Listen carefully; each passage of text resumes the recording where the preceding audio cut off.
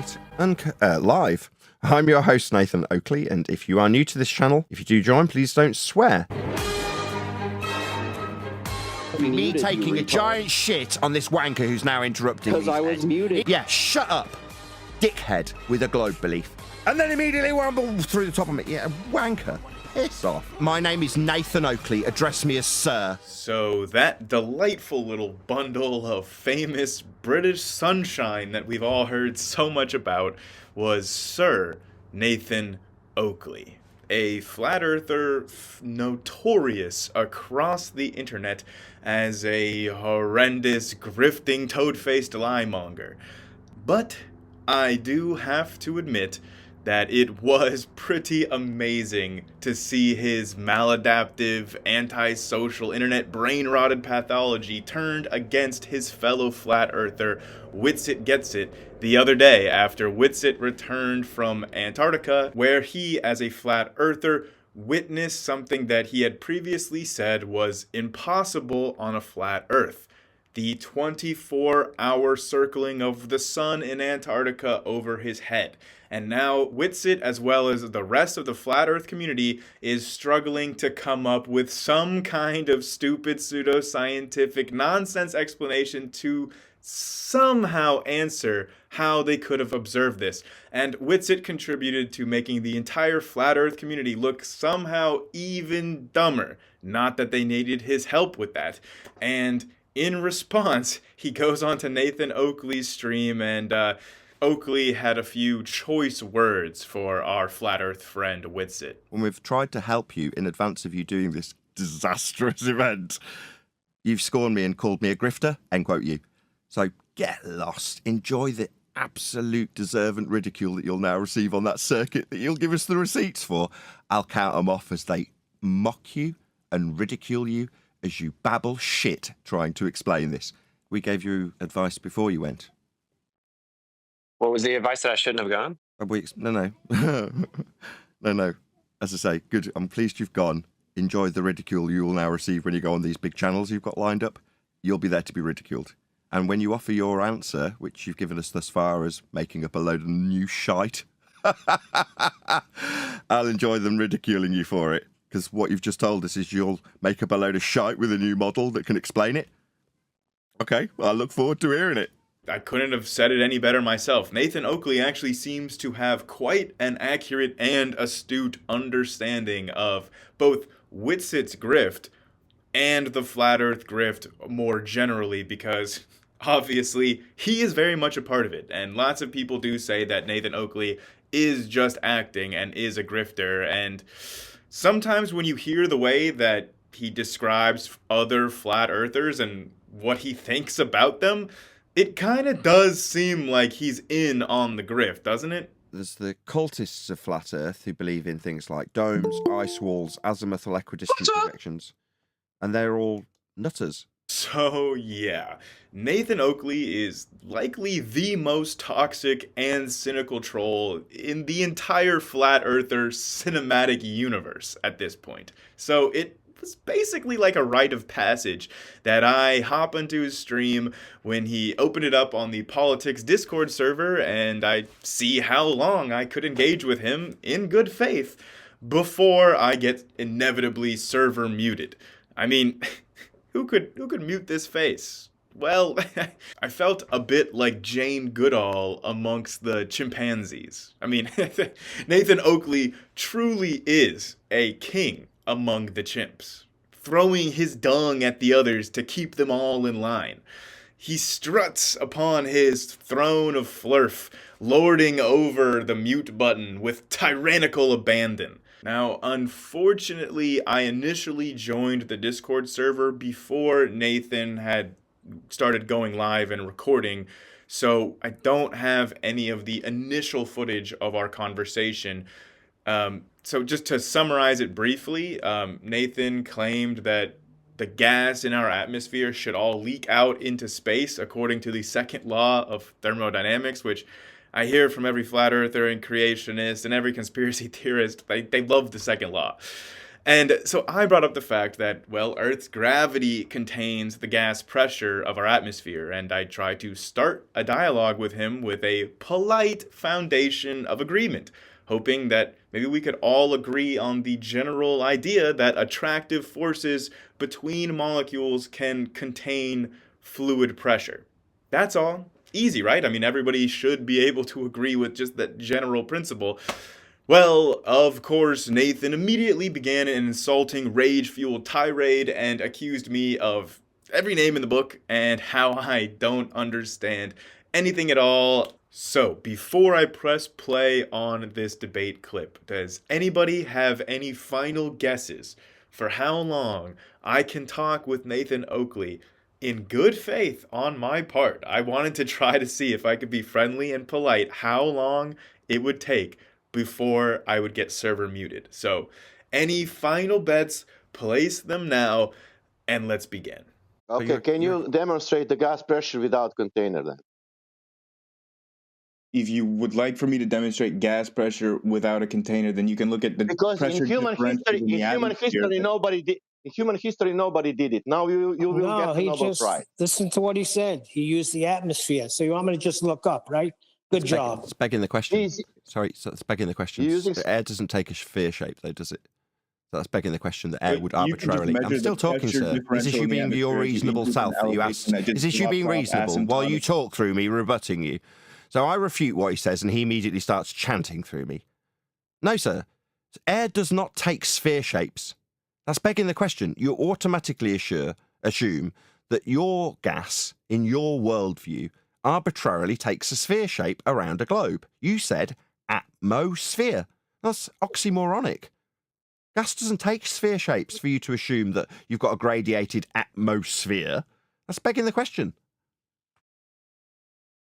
Is it not reasonable when you measure as you go up and up in elevation and you measure less and less and less pressure dropping off asymptotically to zero? Elevation? No, that's Elevation. a violation of lateral law. So when you say dropping off to zero, no, that's a violation of the second law of thermodynamics. You can have a gas pressure gradient in containment. That's in line with entropic law. Dropping to zero without containment, which is what you've just said, violates the second law of thermodynamics. No, gas fills space. Doesn't just dissipate without containment. You can't form gas pressure gradients without first forming gas pressure. It must be contained to form pressure. First of all, I said drop off asymptotically. If you quote me, please include the exact quote because that changes what I say if you drop that out. And second, it is contained by the force of gravity. No, it isn't. Gravity is not a force. We covered this. You're just a chanting zealot at this point, chanting that you've got a force, when I've given you Cox quotes and Musa quotes and described what superseded it 110 years ago with bent pseudo-Riemannian geometry. None of that's being acknowledged. You just keep appealing to this force that it isn't. No, gravity does not hold gas without containment. That violates the second law of thermodynamics. There are no demonstrations of a force of gravity holding gas in containment because, number one, that violates natural law. Number two, gravity is not a force. Well, okay. So I would like to explicitly say, right, you said I haven't acknowledged your point about gravity not being a force. So let me explicitly acknowledge gravity is a pseudo force. However, pseudo forces can still be measured in the units of force of newtons. My example of this is other pseudo forces like centrifugal or centripetal forces, which again can be measured acting on objects measured in newtons as forces. It's the same with the pseudo force of gravity. So No, I it isn't. acknowledge your point. No, it's not. Objection. No, it isn't. Go ahead, John. Yeah, I don't care about your newtons. You're not going to change the vector of a particle with a pseudo force. Not something that's frame dependent. That is not going to happen. Gas centrifuges use centrifugal force to enrich uranium gas. We do it all the time. No, Exactly. No, they use the inertia of the containers. Centrifugal forces can absolutely alter the trajectory of Sorry, objects. he's getting within the rumpus. centrifugal. John's getting rumpus. Within containment, right? Yeah, the containers. Was that in contention?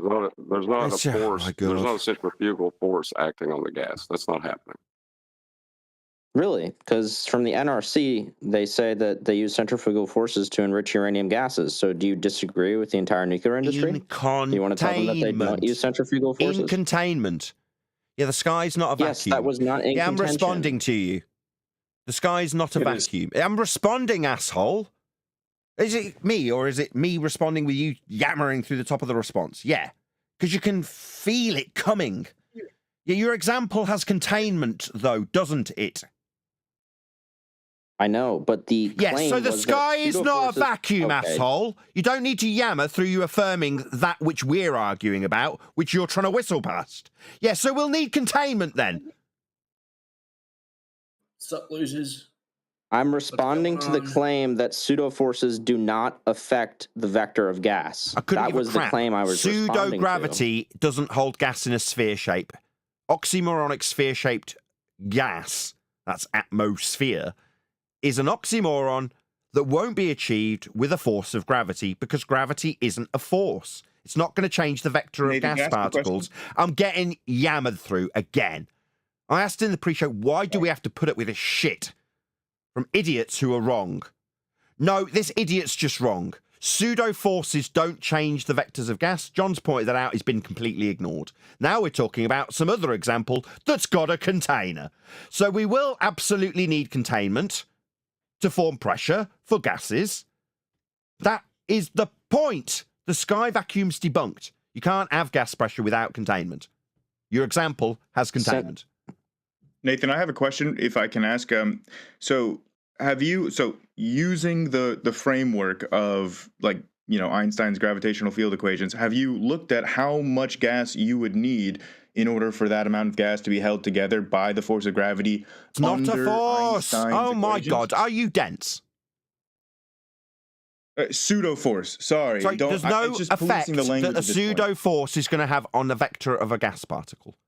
That's been pointed out. You keep whistling past the graveyard. Centrifugal forces are pseudo forces. I couldn't give a shit. I'm sorry, and our gas is affected. And we have a contained system for your centrifugal example in containment to be applicable to Earth, do we, sir? Shut up. Whoever that is, mute this asshole who's interrupted with that shit twice. Shut up. Yeah, we haven't got a centrifuge around Earth in your heliocentric sky vacuum world. You've got no containment at all. That's the point of the debate. You yammering on about how pseudo-Riemannian geometry with interruption constantly is going to somehow affect the direction of a gas particle. You're wrong. It's not a force. Pseudo forces don't affect gases. So, Nathan, we do have observations of molecular clouds like nebulae and things in space. So I'm just asking, how much gas do you think it would take for the force of gravity as reported by Einstein? I know you don't think it's a thing, but just according to the equations, how It's much not gas a force. would it Can you take just to shut be him held up? I'm together? sick of it. He keeps asking me about what a force will do when it's not a force. Piss off. Get lost. I'm not answering your question about what a force will do when I've told you about 6 times it's not a force. Oh, well, tell me what the pseudo force would do. Nothing. It won't do anything. Gas would just fill the sky vacuum. We'd all be dead. Ergo, there's not a sky vacuum. To be breathing, the gas must be contained. So our friend Sir Nathan made it a little over 7 minutes, which, to his credit, is about average for male performance. So not bad. 7 minutes before muting me. Totally acceptable, Nathan. Good job. But that is not the end of the video because they didn't kick me out of the server. I was still around, and eventually I do get unmuted, and we start a part 2 for the discussion, which does go a little longer than 7 minutes. But first, let's talk about what you just heard there, because as you could clearly tell, Nathan has a big problem with pseudo forces. He doesn't like them. He would not address any of the things that I was asking because I kept calling gravity a force instead of a pseudo force.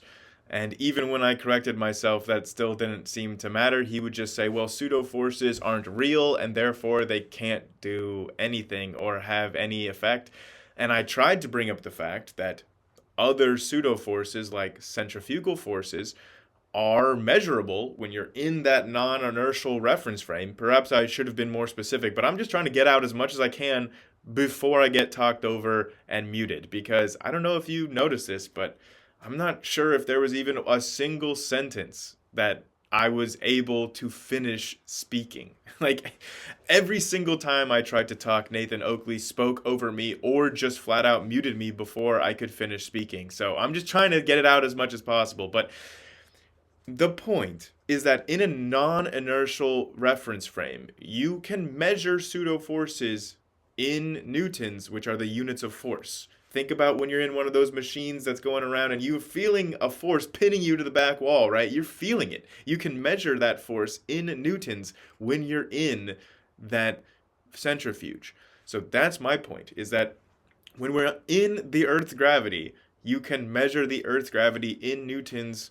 I was going to then bring up actual studies and empirical measurements measuring the gravitational force in newtons, not just for the Earth, but for much smaller objects as well, which has been done and does demonstrate that gravity is real and is measurable and has an effect on objects from our perspective in the Earth's gravitational well. Now, a pseudo force does mean that from inertial reference frames, then you kind of have a larger perspective and you can see that actually what's going on is just the conservation of momentum and these objects following their natural geodesics. But when you're in the non-inertial frame, as we are on the Earth, then you can see and measure these pseudo forces as acting as regular forces from our reference frame. And gravity, newsflash, Nathan, does hold the atmosphere on the Earth. Now, the second thing that I tried to ask Nathan, and he basically just refused to even engage with any part of the question. He just tried to police my language of saying force instead of pseudo force. I asked Nathan, have you done the calculations? Like, within the consensus understanding of gravity according to just normal classical consensus physics and relativity, have you done the calculations to see how much gas that would actually require? Because, you can observe molecular clouds in space, but, Nathan and these other flat earthers don't seem to believe that space is real.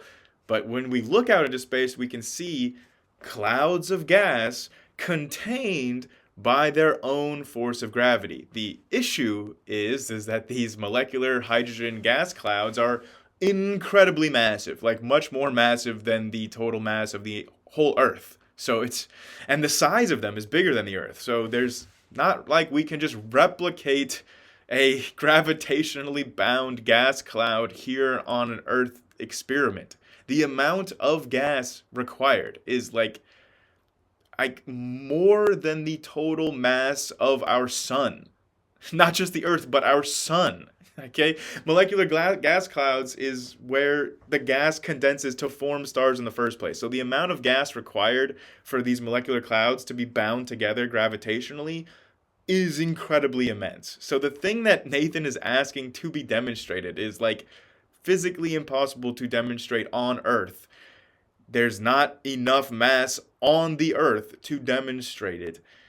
But we can demonstrate it by observing it directly through telescopes, looking at molecular clouds in space. And that's what I was trying to ask Nathan before I was muted. So I was probably on mute for about 30 minutes before part 2, where they let me back in. So I was going to skip over all of that, but there's actually a really interesting interaction. You might have heard during that last one that there was another guy that seemed like, maybe a more skeptical flat earther, or he could have been maybe a not flat earther like me in there. I don't know, but he was arguing with Nathan before about Nathan saying that pseudo forces can't alter the trajectories of objects, which is, clearly not true when you're in a non-inertial frame of reference like we are. We can observe things. He brought up the brilliant point of uranium gas enrichment in centrifuges, which is a centrifuge, a pseudo force, centrifugal force acting on a gas. So exactly what these flat earthers and Nathan were saying is literally impossible. He brought up a direct example, and he tries to get Nathan to stick to the claim that Nathan made. We all heard him say that pseudo forces cannot alter the trajectory of any objects or gases. And he tries to make Nathan stick with this claim, and then Nathan seems to understand that he messed up and said something that's easily verifiably false, and hilarity ensues, and Nathan gets really, really angry. So I'll just play that part, and then we'll just go right into part 2 when I rejoin the server and continue talking with Nathan about actual measurements that show that the Earth isn't flat. All right, Nathan, you said that pseudo forces cannot affect the vector of gases. No, I said gas fills space. It's the second law of thermodynamics. I debunked the sky vacuum with entropic laws of nature. That's dispersion of gas into volume. That's what I said. Some other guy brought up pseudo forces, and I pointed out that they're not applicable. He used multiple types: centrifugal, intermolecular, and gravity. I pointed out that not applicable to gas dispersion. That's described in laws of nature. Is this a straw man based on another opponent's position that they put to me? Sounds like it. Okay, so pseudo forces can affect the vector of gases? So gas filled space. Gas filled space. I didn't talk about pseudo forces. That was what my opponent talked about. I took it apart as not applicable to gases filling space. Second time's a charm. Do you only need the straw man based on what my opponent put to me? Because I didn't suggest this. This was my opponent's position, shithead. Second time. So should I record the claim of you saying verbatim that gases or that pseudo forces don't affect the vector of gases? Stuttery. You made the claim. Stuttery. Gases fill space. That's my point. That's my argument. Okay, so he's not repeating his claim, even though I will record it and show it to you? I couldn't give a shit what you do. You're not addressing what I've said. You're telling me you're going to present a recording to me when I'm telling you my argument right now. Gas fills space. Therefore, the sky is not a vacuum. That's my argument. Deal with that. It's just weird how you're not repeating your claim. I get it. Falling back. Unless it's what you want to attack, you can't cope. You're a pathetic man. So I put something to you, you can't cope with. What? You can only chant through me, right, while I'm reiterating that which you can't cope with. Yeah, gas fills space. Sky is not a vacuum. We're debating it because this is a flat Earth debate. It's not centrifugal force debate. It's not intermolecular force debate. It's not pseudo force debate. It's flat Earth debate. And contradictory to the flat Earth measurements that we actually use is an assertion that those measurements, when converted into sphericity, put the world in orbital motion in a sky vacuum, which violates natural law. That's my debunking of your sky vacuum. Simple. So you no longer claim that pseudo forces can affect the vector of gas. So you will sham, that. You will sham not forces. Sham forces. Right. They're fake. So if they're sham forces, then they won't affect pseudo. Do you want to define what pseudo means? Yeah, that dude did a great job. I mean, Nathan realized that he said something wrong and he could not defend the claim that he had made. And that guy just kept pressing him. Like, good job, dude. Like, Nathan was trying to obfuscate and bully him, and the guy just kept going back to trying to get Nathan to address his stupid claim about pseudo forces not being able to alter trajectories. It was great. That guy totally held Nathan's feet to the fire. And the last resort that Nathan had was like, oh, well, can you define pseudo? It's like, okay, Nathan, why don't you define an etymological fallacy? Because that's what you just did. We can move possibly back to Grayson Hawk. Yeah. Grayson Hawk, he's got sunshine. I've got some substantive measurements of Earth curve. Okay. You'll be measuring Earth flat for him. I absolutely guarantee you. Okay, so do we want to touch on any of the gravity gas container stuff that we were talking about before, or should we just move on to the Earth curve? Because you said, looking up at the sky doesn't really change anything for you anyway. That a quote? Was that a quote? Straight to the sky. Was that a quote? Oh, no. Sorry, it was a paraphrase. What were you paraphrasing? Can you quote what I actually said then, please? I couldn't give you an exact quote, but you said something along the lines of that the lights in the sky. No, stop. I've already stopped you doing this once. Stop. No, don't just make shit up that I haven't said and say you're paraphrasing. And then when I say, well, what's the exact quote you're paraphrasing? You don't know. And you're just going to make up more shit I haven't said? So obviously, I don't have to point out here how not even 30 minutes before Nathan was misquoting me, where I said asymptotically approach zero, and then he misquoted me as saying I said approach zero, which changes the meaning of the quote. So, yeah, pot calling the kettle black, of course. Do you want to get to measurements of Earth curve? Could you paraphrase what I actually said to you? Rather than you making up shit that I didn't say, paraphrase some of the things I did. Go. Well, this wasn't what you had said to me earlier that I was talking about. Oh, so you just weren't listening to anything I said to you. So you can't. Is that a no? You can't. No, I mean I'm happy to do so if you want me to talk about. Yeah, ideally, yes. You just made up shit I didn't say. Yeah, you're objectionable. You're a prick. You're objectionable because you just made up shit I didn't say. And I'm saying, yeah, rather than doing that, because you've already done that egregious shitty thing that you made up shit I didn't say, and when I ask you to actually give me the thing I did say that led you to paraphrase shit that you made up about what I'd said, and I hadn't, I'd rather you just did now, after making shit up I haven't said, repeat something I have. And it seems you can't. Okay. No, calm your tits. You'd said that there's no Get rid of this guy. I don't want to talk to him anymore. Get rid of him. Don't want to talk to him. Don't want to talk to him. I don't want to talk to someone who tells me to calm my tits. Fuck off. You globe-believing calm dickhead. Your breasts. I'm sorry. Get rid of him. I don't want to talk to him. He's just told me to calm my tits while he talks through me. Prick. You're a disingenuous prick who makes shit up about your opponent's words. And I don't like you. That's why I don't like you. You're a prick. You're someone who, if we're in each other's company, I'd make it really clear that I'm getting quite aggressive with you. And what might happen to you as a result of your disingenuous lies and scumbaggery about things I haven't said. Now, when it comes to things I have said, you haven't got a fucking clue. You don't know.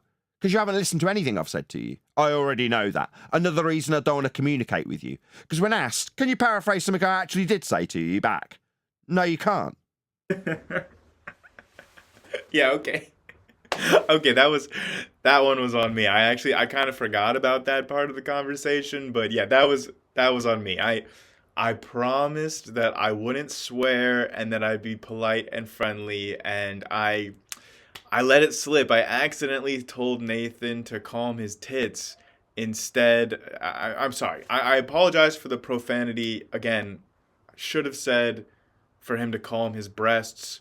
I apologize for any of the children listening to this right now that had to hear that. So I'm sorry, Nathan. But really, though, this was like such a weird power play of a move, was like, unless that I can directly quote him, which then I did do. After, if you go back and you listen to, I said, calm your tits, and then here I began to list out direct quotes of some of the things that he was saying, but I don't think that he heard anything after the T word.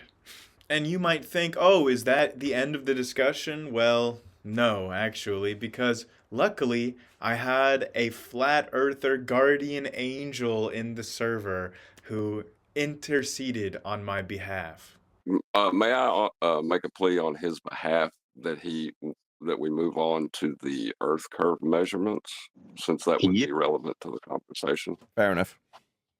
Yes, please. Right, thank you. I appreciate it. So I was going to bring up LIGO. You've probably heard of it, but it has to be perfectly straight in order to operate. The laser has to be straight. I've been inside the control room myself on a tour. It has to be straight for the laser to shine through. It shines through a vacuum, so there's no bending, there's no refraction, no anything. But the level changes over the 4 kilometers of the straight arm. The level changes in such a way that you can back calculate the radius of the Earth because it's perfectly straight, not level. And how do you measure that? You measure the level of the actual concrete arm that's 4 kilometers long. It's like a laser interferometer. It's like a laser beam that's 4 kilometers long. It has to be perfectly straight for the laser to shine through the vacuum. That's not what he's asking. Stop a sec. Just chill. We heard the first time. What he's asking is, okay, when you say it deviates, what's it deviating from? Deviating from level. So level is deviating from level. You do not hear yourself? Do you hear yourself? We're just going to summarise without hopefully a fundamentalist zealot chanting through the summary of you saying level's not level. Because it's deviating from level. So I haven't finished summarising you stupid shit and you're already opening your mic talking through me like a complete wanker. Yet you stupid idiot. You're describing a deviation from level and saying it can't be level because it deviated from level. That's stupid. Nathan kept harping on me this whole time about, oh, well, to say it's not level means that you have to reference something that is level, which means the Earth is flat. Like, no, I was trying to explain there is a part of this concrete tube that will measure to be perfectly level, but none of the other parts of it do. The key thing here that Nathan just seemed to be utterly incapable of acknowledging was that the level changes as you go down the length of this 4-kilometer concrete tube. Again, perfectly straight, but the level is constantly changing. That alone debunks one of the central tenets of flat Earth. And that's why it was so important that I get muted right away. Because it deviated from level. That's stupid. So the only part okay, of then. the So we're just going to move on. That is level. Is this moving on from your stupidity then? Just going to move on, not acknowledging it. Small pause, then move on. Clarify. There's no clarity needed, you stupid idiot. He's talking about curves, not level. No, he's saying that the level of LIGO deviates.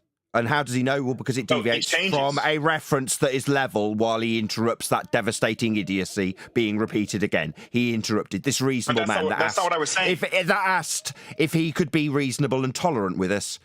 How does he know how much it deviates? What's it referencing? Well, it's referencing how much it deviates from level. Okay. Idiot. Brilliant. The only part of the 4-kilometer arm that measures level is in the very middle. It deviates to the right and to the left. It changes throughout the 4 kilometers. Yeah, it deviates from level. You know it's not level because it deviated from level that you referenced how level it isn't when it deviated from the level. You're a shithead idiot. You're stupid. You're just stupid. The center of Shut up. We're done talking to you. What you're saying is idiotic, stupid, moronic, contradictory, and violates its own principle of level to describe the deviation from when you say Earth isn't level because LIGO deviated from level. I know because I had a level reference to show how much it deviated from. That's idiotic. It's a documented fact. The middle of it is at 2 kilometers is level. None of the rest of it is. Yeah, you know how level it isn't because it deviated from the level reference that you've got to describe it deviating from level. Therefore, it's not level. You're an idiot. Third time. Level is just perpendicular to the force of gravity. Perpendicular to horizontal. That's all it is. No, there is no force of gravity. We covered this with you earlier, and all you're going to do now is chant through us, reiterating something we've already objected to. So while I'm saying this, I've had to close my Discord line because I just don't want to raise my voice and get a sore throat while this wanker reasserts something we've already covered. There is no force of gravity to be perpendicular to. That's not what perpendicular is. 90 degrees to horizontal. But this wanker will chant through that devastates his nonsense waffle about forces of gravity being perpendicular to when we've already taken apart a force of gravity. That will result in him chanting through me unless I'm stunned about it. You know, that's what I've got to contend with. This guy's an asshole. And he's just contradicted himself. He knows LIGO isn't level because it deviated from level. That's just so stupid, it's untrue. You can directly measure it not being level, except for at the very center at 2 kilometers in the arm is level. And then you can directly measure the rest of it yourself. It's perfectly straight, but not level. That's a direct, documented fact. If you don't like it, then you can stick your head in the sand and pretend it doesn't exist. We got it. We heard. Thanks. We heard your contradiction in terms 3 times now. Can you shut up now? We're done. Thanks. We heard. It debunks flat Earth. Sorry, shithead. Oh my God. This is why we mute you wankers. So you think that after losing badly and contradicting yourself, you can spew out that it debunks flat Earth? What a wanker. What a wanker. I'd be made to look really stupid by saying level deviates from level. That disproves flat Earth. He'll spew through the top of his embarrassing defeat. That's just unreasonable behaviour. No, it doesn't debunk flat Earth. What? Because level deviates from level. No, you'll need level. Idiot. Doesn't debunk anything. It's just a contradiction in terms spewed by a moron. I actually agree with what Nathan just said there at the end. What we did just all hear was a contradiction in turn spewed by an absolute moron. Now, to break down why that is, let me just see if I can illustrate what I was trying to explain. So here's my little illustration of LIGO, right? This concrete tube right here. It's perfectly straight. It has to be perfectly straight because there's a laser that's being shown through this. Inside here is a vacuum chamber and a laser. It doesn't have to be perfectly level, but it does have to be perfectly straight, which in the flat earth conception of what those terms mean would mean that the level has to be even all the way down. This is 4 kilometers, remember, in distance. So if you measure the level at 1 kilometer, you should get the same reading as at 3 kilometers. That is the flat earth model. Now, let's look at the actual reality. This is what LIGO is actually like, where, yes, the middle of it at 2 kilometers, it is measured as level, but the level that you would measure at 1 kilometer is different than the level reading at 3 kilometers, because what level actually is perpendicular to the direction of gravity towards the curved Earth. So if the Earth is curved, then this is, granted, a highly hyperbolized version. I mean, this is exaggerated for effect, but you can see here, this is what LIGO would be like on the curved globe Earth. And this is what actually happens. The level readings of LIGO do change across the entire 4-kilometer arm. And so the level readings of LIGO definitively demonstrate that straight cannot be the same thing as level, and that the Earth cannot be flat. This is exactly what all of the flat earthers have been asking about for years. Direct empirical measurements on the Earth's surface that record a curve. Because you can take the level readings that you would get from such a measurement and then back calculate the radius of the Earth. Of course, Nathan has to mute me and talk over me and shut me down because he would not be able to handle any of his congregation actually figuring out what I was actually talking about, a direct measurement that debunks the flat Earth. So is Nathan Oakley just a toxic grifter jerk? Or does he sincerely believe all of this stupid nonsense and just have some sort of antisocial pathology? You decide. What is apparent, though, is that Nathan Oakley had absolutely no interest in anything that I had to say. He was trying to shut me down basically as soon as I opened my mouth, almost every time I brought any actual substantive evidence to the table, and it was clear that what he actually wanted to talk about was just drama, or he was just trying to see if I could quote him so that he could have an excuse to mute me and insult me. That seems to be all that he's really in this for. His followers, though, some of the other people, the true, genuine flat earthers in that Discord server, they did seem to be interested in some of the things that I was talking about, however, because they brought me back a third time so that they could ask me a follow-up question about LIGO and the measurements that I was talking about, which, guys, it's one of the most adorable questions I've ever received from a flat earther. I got a question. Is the machine using mathematics or equations? Is the machine using any equations or mathematics? Oh, bless your little heart. What a question. Yeah, well, it's just a concrete tube. It's just sitting on the ground. I just don't even know how to answer that. It's a straight concrete tube on the ground. There's no equations or math necessary. Like, sure, like, to build basically anything requires some equations and math. I mean, to process the data, yes, okay. The scientists are using mathematics. Oh, scary. You can't trust it anymore. But, like, I'm sorry. Like, I'm sorry, dude. If you're listening, I'm not trying to make fun of you, but like, what is up with that question, my guy?